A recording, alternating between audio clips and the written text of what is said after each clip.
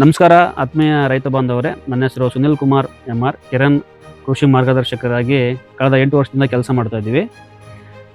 ಇವತ್ತು Shivamogga district Shikaripura near ಮಂಚಿಕೊಪ್ಪ Hirejamburu ಹತ್ರ ಒಂದು ತೋಟ. ಈ ತೋಟ ಬಂದು 7 ಎಕರೆ ಅಡಿಕೆ ತೋಟ ಇದೆ. ಈ 7 ಎಕರೆ ಅಡಿಕೆ ತೋಟಕ್ಕೆ ನಾವು ಕಳೆದ ನವೆಂಬರ್ ಇಂದ ನಾವು ಸಲಹೆ ಮಾಡ್ತಾ ಇದ್ದೀವಿ. ನಮ್ಮ ರೈತರಾದ ಮಲ್ಲಿಕಾರ್ಜುನ್ ಸರ್ ಅವರ ಅಡಿಕೆ ತೋಟ ಇದು. ಅವ್ರನ್ನ ನಾವು ಪರಿಚಯ ಮಾಡ್ಕೊಳ್ಳೋಣ. ಅವ್ರದ್ದು ತೋಟ ಎಷ್ಟು ಗಿಡಗಳಿದ್ದಾವೆ ಏನು ಅಂತ ಹೇಳಿ. ಹಾಗೆ ಇವತ್ತು ನಮ್ಮ ಸಲಹೆ ಮೂಲಕ ಫ್ಲವರ್ ಸೀಸನ್ನಿಂದ ಅಪ್ ಟು ಇಲ್ಲಿವರೆಗೂ 5 ಸ್ಪ್ರೇಗಳಾಗಿದ್ದಾವೆ. ಇವಾಗ ಲಾಸ್ಟ್ ಸ್ಪ್ರೇ ನಮ್ಮದು ಬೋಡೋ ದ್ರಾವಣ ನಾವು ರೆಕಮೆಂಡ್ ಮಾಡಿದ್ವಿ. ಬೋಡೋ ದ್ರಾವಣವನ್ನು ಅವರು ಈ ದಿನ ಸಿಂಪಡಣೆ ಮಾಡ್ತಾ ಇದ್ದಾರೆ. ಈ ಬೋಡೋ ದ್ರಾವಣ ಸಿಂಪಡಣೆ ಮಾಡೋದು ಇದರದ್ದು pH ಅನ್ನು ಅವರು ಚೆಕ್ ಮಾಡ್ತಾ ಇದ್ದಾರೆ. ಜೊತೆಗೆ 1% ಬೋಡೋ ದ್ರಾವಣ ಅಡಿಕೆ ಗೊನೆಗಳಿಗೆ ಸಿಗಬೇಕು ಅಂತಂದರೆ ನಾವು pH ಅನ್ನು ಅದು ಯಾವ ಥರ ಚೆಕ್ ಮಾಡೋದು ಅಂತ ಇವತ್ತು ನಾವು ತಿಳಿಸ್ಕೊಡ್ತೀವಿ. ಸರ್, ಅವ್ರನ್ನ ಪರಿಚಯ ಮಾಡ್ಕೊಳ್ಳೋಣ. ಸರ್ ನಮಸ್ಕಾರ. ನಮಸ್ಕಾರ ಸುನಿಲ್ ಅವರೇ. ಹಾಂ ಸರ್. ಸೊ ನಮ್ಮದು ಇದು 7 ಎಕರೆ ತೋಟ ಇದೆ. ಇದು ಹಚ್ಚಿದ್ದು 2016ರಲ್ಲಿ ನಾವು ಹಚ್ಚಿದ್ದೀವಿ. ಇವಾಗ 10 ವರ್ಷ ಆಲ್ರೆಡಿ ಕಂಪ್ಲೀಟ್ ಆಗಿದೆ, ಮಿಕ್ಸರ್ ಆಗಿದೆ. ಸೊ ಅದರ pH ಯಾವ ಥರ ಟೆಸ್ಟ್ ಮಾಡೋದು ಅಂತಂದೇಳಿ ನಮ್ಮಲ್ಲಿ ಒಂದು pH ಪೇಪರ್ ಇರಬೇಕು. ಮತ್ತು ಇನ್ನೊಂದು ದ್ರಾವಣ ಡಬಲ್ ಇದನ್ನು ಚೆಕ್ ಮಾಡೋಕ್ಕೆ ಇನ್ನೊಂದು ದ್ರಾವಣನೂ ಕೂಡ ಇದೆ, pH ಟೆಸ್ಟರ್ ಅಂತಂದೇಳಿ.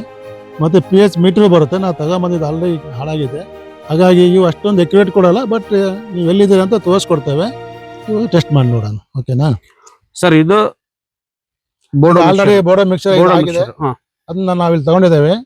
ನೋಡಿ, ಇವಾಗ ಇದನ್ನ ಎತ್ತಾನೆ.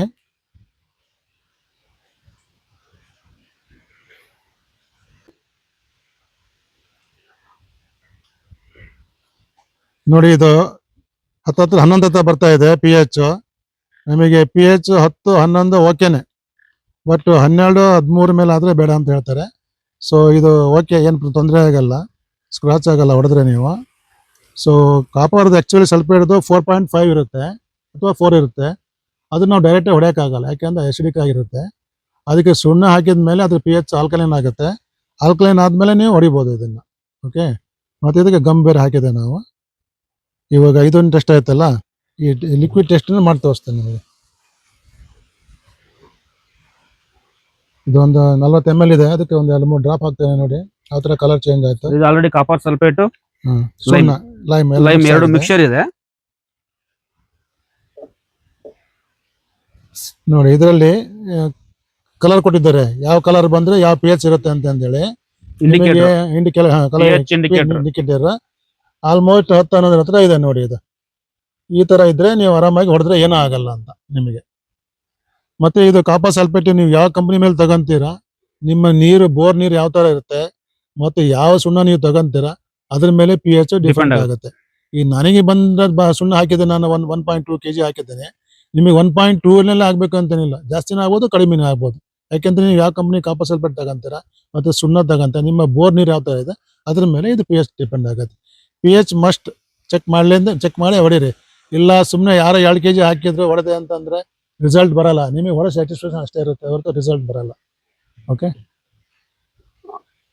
ಆತ್ಮೀಯ ರೈತ ಬಂದವರೇ, ಮಲ್ಲಿಕಾರ್ಜುನ್ ಸರ್ ಇದನ್ನ ಯಾಕೆ ಚೆಕ್ ಮಾಡ್ತಾ ಇದ್ದಾರೆ ಅಂದ್ರೆ, ಎಲ್ಲ ಸಂಶೋಧನಾ ಸಂಸ್ಥೆಗಳು ಏನು ಹೇಳ್ತಾ ಇದಾವೆ, ಆಮೇಲೆ ಯೂನಿವರ್ಸಿಟಿ ಏನು ಹೇಳ್ತಾ ಇದೆ ಅಂದ್ರೆ 1% ಬೋಡೋ ದ್ರಾವಣ ಬೇಕು ಅಂತ ರೆಕಮೆಂಡೇಶನ್ ಎಲ್ಲರೂ ಮಾಡ್ತಾ ಇದ್ದಾರೆ.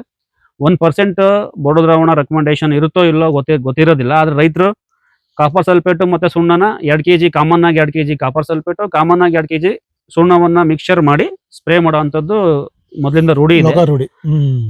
ಸೊ ಇದನ್ನ ಬದಲಾವಣೆ ಮಾಡ್ಕೋಬೇಕು, ನಿಮಗೆ ಸ್ಯಾಟಿಸ್ಫ್ಯಾಕ್ಷನ್ ಆಗಬೇಕು. ಇದ್ರದ್ದು ಫಲಿತಾಂಶ ಅಂದ್ರೆ ಕಾಪರ್ ಸಲ್ಫೇಟ್ ವಿತ್ ಲೈಮ್ ನೀವು 1 ಟೈಮ್ ಸ್ಪ್ರೇ ಮಾಡಿದ್ರೆ ಅದು ಅಪ್ ಟು 45 days ಇಂದ 60 days 2 ತಿಂಗಳ ಮಟನೂ ಅದು ಕೆಲಸ ಮಾಡುತ್ತೆ.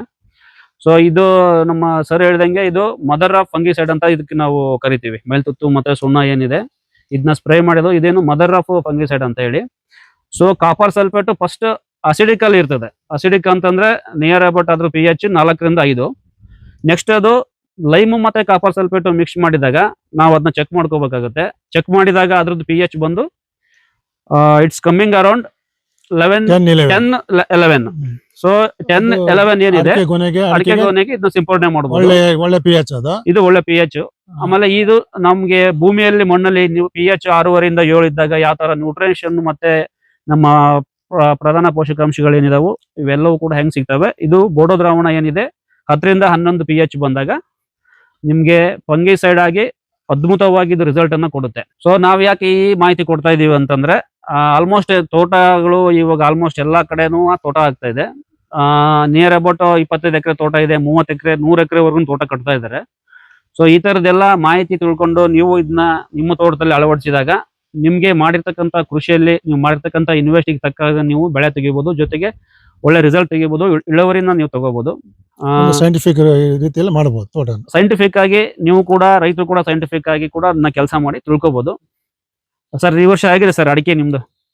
ಈ ವರ್ಷ ಅಡಿಕೆ ಇವಾಗ ನೋಡ್ತಾ ಇದ್ರೆ ಚೆನ್ನಾಗಿ ಕಾಣಿಸ್ತಾ ಇದೆ, ಚೆನ್ನಾಗಿದೆ, ಹಿಡಿದಿದೆ. ಹಾ. ಯಾವ್ದು ಕೊಳೆನೂ ಬಂದಿಲ್ಲ, ಏನು ಬಂದಿಲ್ಲ. ಹೋದ್ಸಲಿ ಕೊಳೆ ಬಂದು ತುಂಬಾ ನಾನು 106 ಕ್ವಿಂಟಲ್ ಕಳ್ಕೊಂಡಿದ್ದೆ. ಹಾಗಾಗಿ ಮುನ್ನೆಚ್ಚರಿಕೆಯಾಗಿ ಇವಾಗಲೆಲ್ಲ 5-6 ಸ್ಪ್ರೇ ಮಾಡಿದ್ದೇನೆ, ಕ್ಯಾರಾಂದ ಮಾಡಿದ್ದೇನೆ, ಅದು ಸ್ವಲ್ಪ ಕೆಮಿಕಲ್ ಮಾಡಿದ್ದೇನೆ. ಇವಾಗ ಲಾಸ್ಟ್ ಸ್ಪ್ರೇ ಅಂತಂದೇಳಿ ಮಳೆಗಾಲ ಸ್ಟಾರ್ಟ್ ಆಗಿದೆ, ಇದರಲ್ಲಿ ಬೋರ್ಡಸ್ ದ್ರಾವಣ ಮಾಡ್ತಾ ಇದ್ದೇನೆ. ನೋಡೋಣ ಇದ್ರ ಮೇಲೆ ಈ ವರ್ಷದ ನಾನು ಎಲ್ಲದನ್ನ ರೆಕಾರ್ಡ್ ಮೇಂಟೈನ್ ಮಾಡ್ಕೊಂಡ್ ಬಂದಿದ್ದೇನೆ. 2021 ಇಂದ ನನ್ನ ಎಷ್ಟೆಷ್ಟು ಬಂದಿದೆ, ಗ್ರಾಫ್ ಯಾವ ತರ ಹೋಗಿದೆ. ಲಾಸ್ಟ್ ಇಯರ್ ಕೊಳೆ ರೋಗ ಬಂದು ಗ್ರಾಫ್ ಡೌನ್ ಆಗಿತ್ತು. ಈ ಸಲ ನಂದು ಇಳುವರಿಯಲ್ಲಿ ಗ್ರಾಫ್ ಮೇಲೆ ಎಷ್ಟು ಹೋಗುತ್ತೆ ಅಂತಂದೇಳಿ ಅರೌಂಡ್ 600+ ನಮ್ದು ಟಾರ್ಗೆಟ್ ಇಟ್ಕೊಂಡಿದ್ದೇವೆ. ಇದು ಕ್ವಿಂಟಲ್ ಹಸಿ ಅಡಿಕೆ. ನೋಡೋಣ ಲಾಸ್ಟ್ ನೆಕ್ಸ್ಟ್ ಒಂದು ವಿಡಿಯೋ ಮಾಡ್ತೇವೆ, ಅವಾಗ ನಾವು ಬಂದ ನೆಕ್ಸ್ಟ್ ಇಯರ್ಗೆ ಅವಾಗ ನಾವು ನಿಮಗೆ ಅದರ ಮಾಹಿತಿ ಕೊಡ್ತೇವೆ ಎಷ್ಟು ಬಂದಿದೆ ಅಂತ. Okay sir. ಸದ್ಯಕ್ಕೆ ಸರ್ ಇವಾಗ ನಿಮ್ದು ಇಂಪ್ಲೋರೆನ್ಸ್ ಡೈಬ್ಯಾಕ್ ಈ ತರದ್ದು ಫ್ಲವರ್ ಏನಿಲ್ಲ? ಅದು ಮೊದ್ಲೇ ಇತ್ತು ಲಾಸ್ಟ್ ಇಯರ್ ಅಲ್ಲ, ಹೌದೌದು. ಈ ಸಲ ಅದು ಕೆರನ್ ಸ್ಪ್ರೇ ಮಾಡಿದ್ವಿ. ಆಮೇಲೆ ಒಂದು ಇನ್ ಬಿಟ್ವೀನ್ ಕೆಮಿಕಲ್ ಮಾಡಿದ್ವಿ ನಿಮ್ದು ಫಸ್ಟ್ ಆದ್ಮೇಲೆ. ಹೌದು ಸರ್. ಅವಾಗೆಲ್ಲ ಇದು ಹೋಯ್ತು. ಆಮೇಲೆ ಇವಾಗ ಏನಾಗಿದೆ ಅಂತಂದ್ರೆ ರೋಗ ರೋಗ ನಾವು ಹಳ್ಳಂಗ್ ಬಿಟ್ಟು ಇದ್ ಮಾಡಿದ್ವಿ ಅಂತಂದ್ರೆ ಅಲ್ಲೇ ನಮಗೆ ಪ್ರೊಡಕ್ಷನ್ ಹೆಚ್ಚಿಗೆ ಆಗೋದು. ಸರ್ ಇದ್ರ ಜೊತೆಗೆ ತಾವು ಮತ್ತೆ ಏನೇನು ಅಳವಡಿಸಿರಿ ಸರ್ ನಿಮ್ಮ ಒಂದು ಆರ್ಗಾನಿಕ್ ಫಾರ್ಮಿಂಗ್? ಮೊದ್ಲಿಂದೆಲ್ಲ ತಾವು ನೀವು ಜೀವಾಮೃತ ಬಿಡುವಂತದ್ದು, ದಶಗವ್ಯ, ಆಮೇಲೆ ಸಾಕಷ್ಟು ಕಲ್ಚರ್ಗಳನ್ನೆಲ್ಲ ಬಿಡ್ತಾ ಇದೀರಿ ತೋಟದಲ್ಲಿ. ನಾನು ಇಲ್ಲಿ ತೋಟಕ್ಕೆ ಬಂದಿರೋದು 2019-20 ನಾನು ಬಂದಾಗ ನನಗೆ ABCD ಏನೂ ಗೊತ್ತಿದ್ದಿಲ್ಲ. 2016ಗೆ ಇದನ್ನ ನಾವು ಪ್ಲಾಂಟಿಂಗ್ ಮಾಡಿಬಿಟ್ಟು ನಾನು ಬೇರೆ ಹೊರದೇಶಕ್ಕೆ ಹೋಗಿದ್ದೆ. ಆಮೇಲೆ ಬಂದ್ಮೇಲೆ ನನಗೆ ABCD ಗೊತ್ತಿಲ್ಲ, ವಾಟ್ ಈಸ್ ರೌಂಡ್ ಅಪ್ ಅಂತಂದ್ರೆ ಗೊತ್ತಿಲ್ಲ, ಎಂಥದ್ದು ಗೊತ್ತಿಲ್ಲ. ಹಾಗಾಗಿ ನನಗೆ ತುಂಬಾನೇ ಸ್ಟಾರ್ಟಿಂಗ್ ನಲ್ಲಿ ಪ್ರಾಬ್ಲಮ್ ಆಯ್ತು. ಒಂದು ಡ್ರಮ್ ಇಂದ ಹಿಡಿದು, ಒಂದು ಕುಡುಗೋಲಿಂದ ಹಿಡಿದು, ಒಂದು ಸಲಿಕೆಯಿಂದ ಎಲ್ಲವನ್ನು ತಗೊಬೇಕಾಗಿತ್ತು, ಪಕ್ಕಿ ಮಾಡಬೇಕಾಗಿತ್ತು. ಮತ್ತೆ ಯಾರೋ ಲೇಬರ್ಸ್ ನನಗೆ ಗೊತ್ತಿದ್ದಿಲ್ಲ, ಲೇಬರ್ಗಳು ಬಾಂಧವ್ಯ ಇದ್ದಿಲ್ಲ, ಯಾರು ಸಿಗ್ತಾ ಇರಲಿಲ್ಲ. ತುಂಬಾನೇ ಕಷ್ಟಪಟ್ಟೆ. ಇವಾಗ ನನಗೆ ಈಜಿ ಇದೆ, ಎಲ್ಲದನ್ನು ಅವೈಲೇಬಲ್ ಆಗಿದೆ.